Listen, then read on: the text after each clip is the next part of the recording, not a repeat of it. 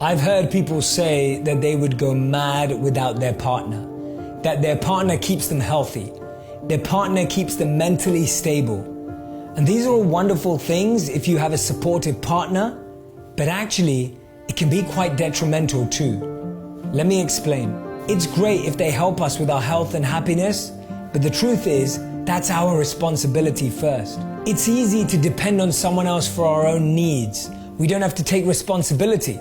We don't have to grow. We don't have to focus. It's like outsourcing our own well-being. The challenging thing is, we can't guarantee that they're always going to be there, which means if they move further away, we move further away from our own well-being. We have to learn to carry ourselves. If we over-depend on others, they'll drop us quicker than they picked us up. This isn't a negative message. It's a message for long-term growth. It's important that our health and happiness starts with us first. Not your partner, not your job, not your friends, not your family. Happiness is how we feel about ourselves when we're by ourselves. Often we feel amazing when we're surrounded by people, but when we're alone, we feel lonely and disconnected. When there's space and silence, we feel unhappy and depressed. It's in those moments where we realize how we feel about ourselves is so much more important.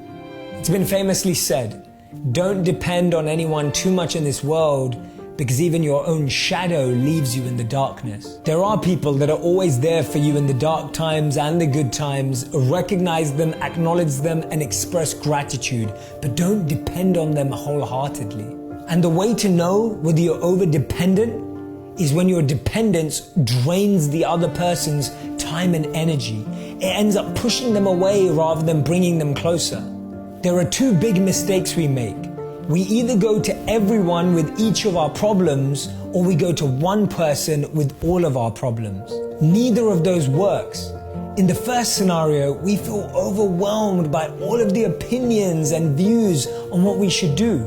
In the second one, we put so much pressure and burden onto the other person that they can no longer carry the weight.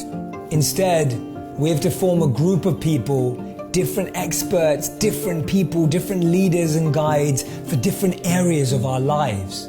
The three areas in which we need mentors, coaches, and guides are care, competence, and character.